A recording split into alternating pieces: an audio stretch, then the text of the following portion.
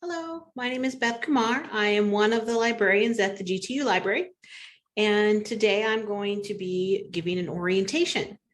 This orientation is for students who are in the Bay Area. I have a separate orientation for students who are outside the Bay Area and all over the world. So let's get started. Right here, I am on our library homepage. So most of the links I'm going to show today start from this page. The first thing I want to point out is that you don't have to worry about taking any notes. We have created some guides and tutorials. There's a link right here that cover most of the information that I'm going to be talking about today. So you don't have to be frantically writing everything down. We also are available for help. So if you have any questions, if you're confused about something, or you're just not sure where to start when you're doing your search, we have a chat box. So there's a chat here. You will also see the chat box in Moodle. There's an Ask a Librarian chat box. On all of the subpages of the library website, the chat is available. It's in our in Summon, which is our search engine, and it's in the guides and tutorials. So we've put chat boxes everywhere. It's the easiest and fastest way to reach us. The chat is available on weekdays between 9 a.m. and 4 p.m. You'll be able to get a reference librarian to help you. We also do have email. It's library@gtu.edu. So if it's the middle of the night and you have a question, send us an email. We do have phone and in-person hours also, but we are working hybrid schedules right now, so we're not always there, where you can definitely always reach us on chat. And if you'd like to have a Zoom appointment, like a one-on-one research consultation, send us an email or a chat and ask, and we can set up a time to meet you on Zoom and help you a little bit more. So to get started, a few things you'll need to know. To log into all of our resources, all the online resources, the ebooks, the articles, you are going to need your student ID number and a PIN or library password. The student ID number is located in your registration system. So when you register for classes, you'll be able to see, it'll list what your student ID number is. If you have any questions about that, contact us. If you are a brand new student who has just registered, it may take us a couple days to get your information updated into our system, but we will have that in there for you and you'll be able to log in. The second thing you need is the PIN number, which is the library password you'll use. The first time you use the website, you are going to need to set that up. So an easy way to set this up is in your library account. When you click on it, you're going to see a page that looks like this. The way you set up a PIN is you would put in your barcode or student ID number here. So for students, you'd be using your student ID number. Faculty and staff members will only have a barcode. And then leave this field blank, where it says enter your PIN, and hit submit. It will ask you to create a PIN, and the information is right here below it. So you'll get two fields where you have to enter your PIN number twice. It has to be numbers and letters. It will not take any symbols. And then once you do that, your PIN will be set up and you'll be able to use this screen to log into your account. For example, to see what books you have checked out. You'll also be able to log into all the electronic resources this way. If you've set up a PIN in the past and can't remember what it is, there's a forget your PIN button, and this will just send an email to the email address we have on file. So for most of you, that's going to be your official school email address. And then you can reset it from that email. Okay.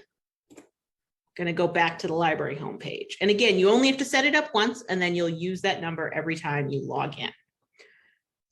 Now, the one thing you should know, if you are a local student and you are going to be coming in the library, you will also need a student ID, a photo student ID card.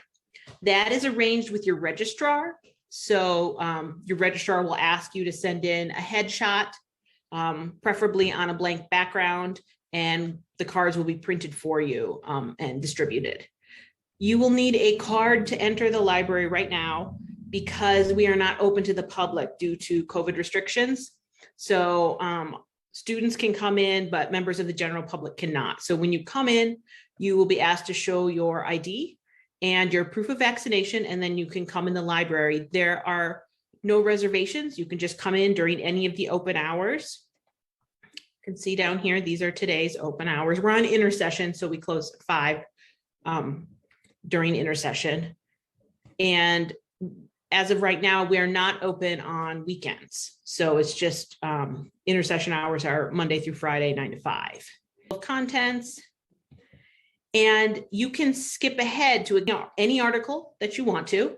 You can download the entire article, and everyone in your class can download the entire article at the same time if you want. It's going to be similar to an ebook where I click on this.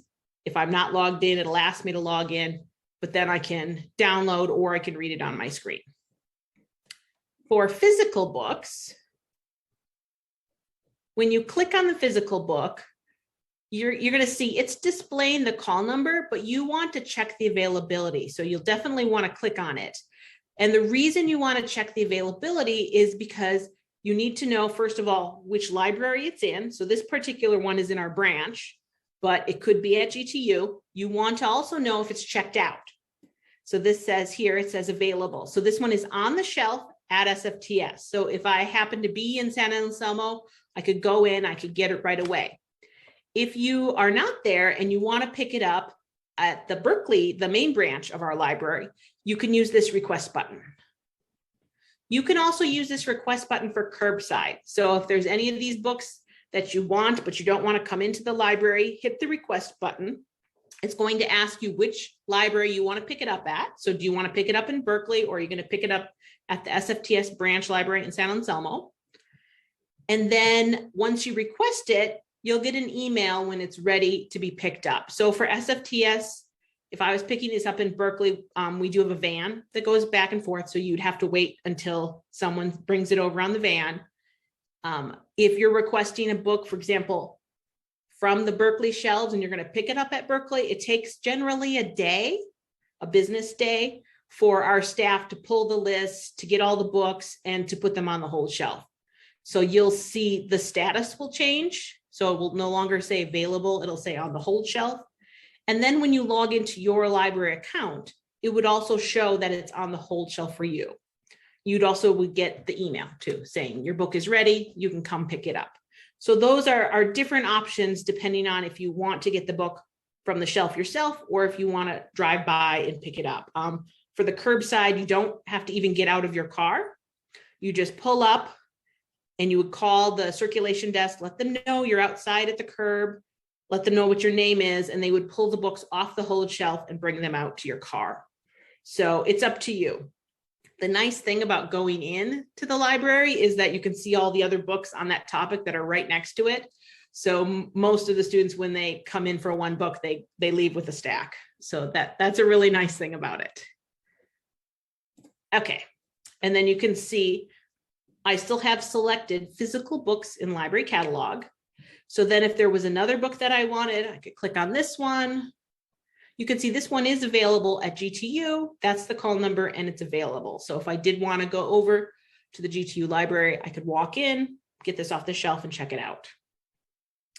I do want to point out we have some storage locations. So you may see something like it's at storage in Santa Clara. We have some storage locations there. We also have storage in other locations in Berkeley. So if you request a storage book, just know it's going to take a little bit extra time for us to get the book out of storage and get it to the hold shelf, depending on where it's located. If it's in Santa Clara, they actually send it in the mail to our location. There are books, but they're stored there and they'll send it to our location and then you can pick it up. So you have to give yourself a little bit of time with that. Okay, so I'm back in Summon and you can see, here's my chat box again. And there's all kinds of things. These are all physical books that are in the library catalog. So you can check these out. And if you don't want that, you can just hit the X and it's going to take you back to the main menu where you can see and you can sort by other options here.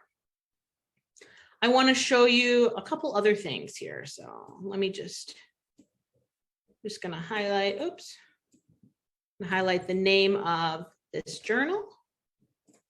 Okay, so now if you, let's say you wanted to just browse a particular journal, you know, I could put in the name of the journal here and I would find, you know, all the different articles, but there is also another little shortcut that's kind of helpful. I'm going back to the library homepage. And if I click on search electronic resources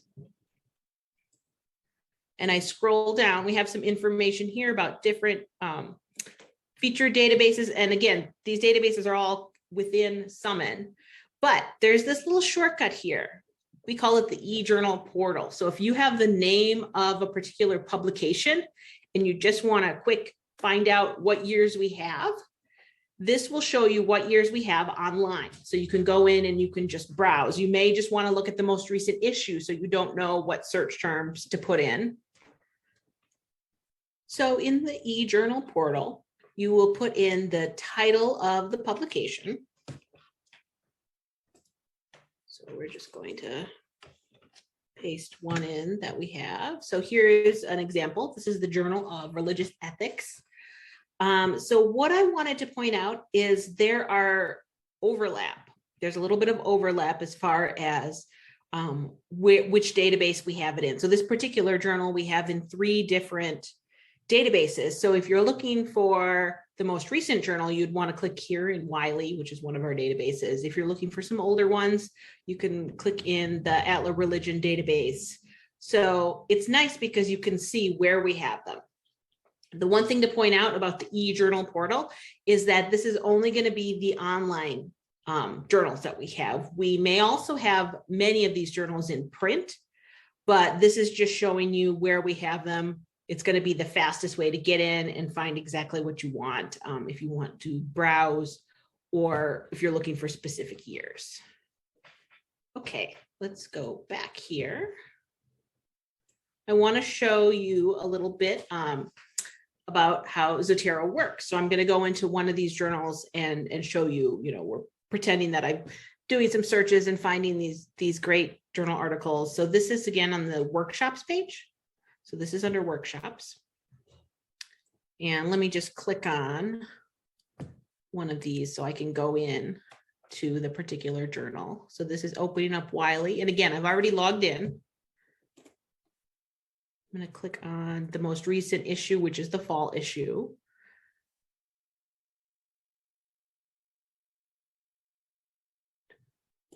Let's pick, we're going to pick one of these essays, one of their essays.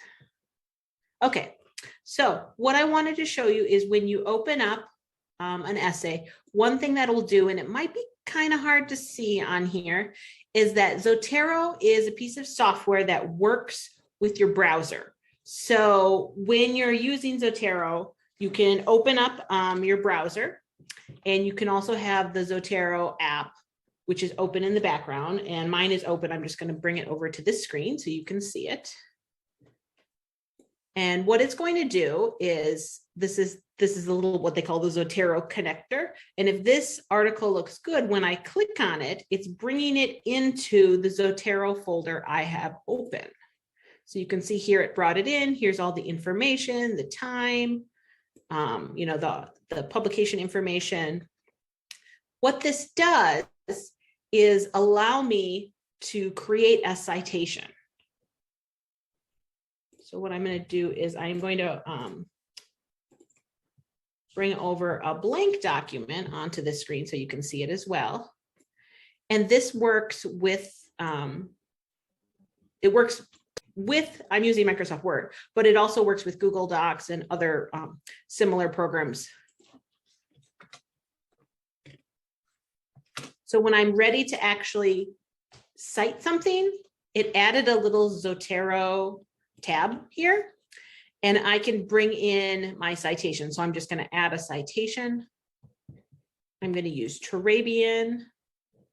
This little search box is asking me which thing I want to cite. And then if you want that one, I'm going to click on that. And then you want to put the page number in. We're pretending that I know what page it is. And what it does is bring in the citation. And then it also sticks it down at the bottom. So you can see, here's my whole citation. So I didn't type anything other than the page number. I didn't type all this information, and it formatted it in Turabian for me. Now you can imagine if I've gone through and I've written my whole paper, maybe I have 20 different sources that I'm going to put in there. And I'm ready to do my bibliography. All you do is hit add bibliography, and it's going to go through your paper, and it's going to bring in let me make sure I click it. There we go. It's going to bring in everything that I've already cited in the paper. Oops, lost my Word document. There we go. Okay, so you can see here's my Word document right there. Here's the information about that. And it would alphabetize it. You know, obviously I'm going to have more than one citation, but it would put my citation in Turabian and in alphabetical order. So what this allows you to do is spend more time doing your research. So more time searching, more time, you know, doing the reading of all these papers that you're citing in the books. And then it's going to bring it all in one place. So it's very nice to, you know, have it all in. So again, that is Zotero. Right here, Zotero. And it's a great tool that's free and that will save you time. Some of the other workshops that we've recorded, there's a little information here on how to find dissertations and theses, especially if you're going to be writing one. You may want to look at everyone else's dissertations and theses. We have a biblical exegesis workshop and a guide. There's also one of our guides that is about that. So that's a really good one to look at, you know, if you want to learn more about biblical commentaries and how to use them. We have many more online than we've ever had before. We just have been switching many of them to online, so they're not only in print. And then I want to point out Grammarly. Grammarly is another tool that the GTU offers. So all students can get it. This is going to go through your paper and help with more than just grammar. It'll help with if you're missing citations, if there's, you know, phrases that don't make sense. It works really, really well on, you know, reading your paper for you and helps with that. It also works on email too, but it's great for papers. So those are just some of the workshops. We're going to be recording more workshops this semester and putting those up on there. The next thing I want to talk about, in addition to our library, you also have access to the UC Berkeley Library. So I have, this is what their website looks like. I'm not going to go through all of the searching and databases that they have, but I wanted to point out a couple things you need to know about using UC Berkeley. First, you have to get your account set up with them.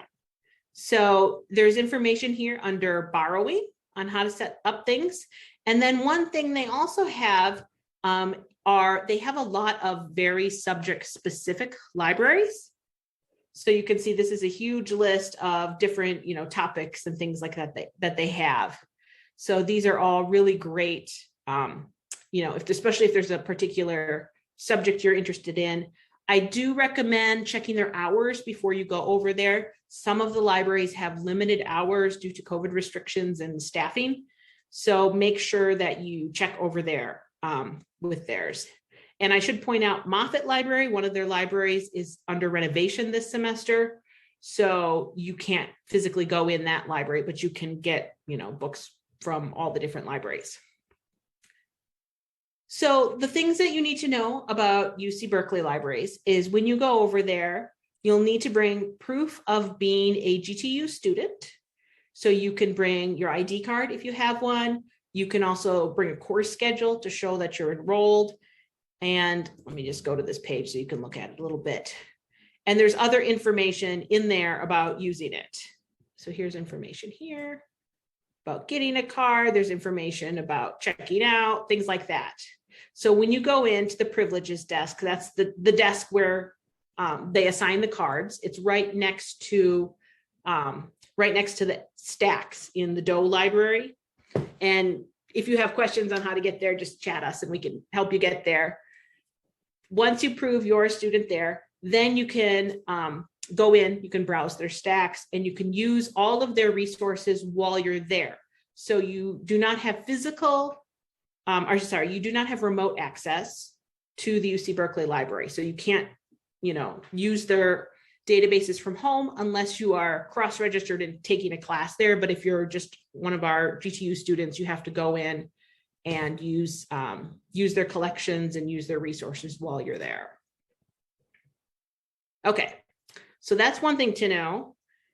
They also have different study spaces here, the library hours and maps. Those are all very useful. I'm just going to click on this so you can see that you can choose the different libraries. It'll show you the hours. For example, here's the privileges desk. So today, if you're going, because it's intersession, they haven't started yet either. Today, they're open from 1 to 4:45. And then this is the information about the privileges desk. So, all right, going to go back to our library homepage. And I have a couple things to point out here, and then we're finished. So one thing I want to point out is you can request scans of library material. So maybe, you are in the Bay Area, but you're not going to be coming in because you're taking classes online, things like that. If an item is on the shelf, and let's say it's a book and you just need a chapter, or there's a journal article that's only in print, it's not online, you can request scans of library material that we have on the shelf. So if it's checked out, we can't scan it for you, obviously, or if we don't own it. But if there's a book chapter, this is just a form. You can fill out the form and let us know if it's something we own and it's available. We can scan it and send it to you as an email. Interlibrary loan. This is for things that we do not own. So if there's a book, let's say UC Berkeley doesn't have it, we don't have it, you still really want it, you can request it through interlibrary loan. We'll get it from another school and it'll be sent to our library where you can pick it up. So you could pick it up at the main library in Berkeley, or you can pick it up at the SFTS branch library. This also works for articles. So if there's an article you want, we don't have it, request it for interlibrary loan, and the articles will come over email. So we'll find the library that has it and send you a scan that way. Another option for books we don't own is suggest a purchase. So if there's something that maybe it's a new book, or somebody's published something recently, or we just don't happen to have it, as long as it's a book that fits in with what our library collection offers, so that's, religion, theology, philosophy, please let us know, and we will try to buy it as an ebook. And if we can't get it as an ebook, we'll buy it as a print book. The ebooks come very fast because obviously it's just a link that we need. The physical books do take longer, especially if it's something that's, hard to get, if it's from a very small publisher, for example, things like that. But you can suggest things and then we'll notify you when they're available. So those are just a few of the important links I want to point out. Again, the most important link is the chat. So if you have any questions, you get stuck on anything, you can't find stuff, you're not sure where to start, just chat us from 9 to 4. And we are available to help you find whatever it is, that you need. And again, we will have hours where we're in the library, but the chat is available every single day. So we're here and we're happy to help you. And I hope to meet you in person someday. Have a great day.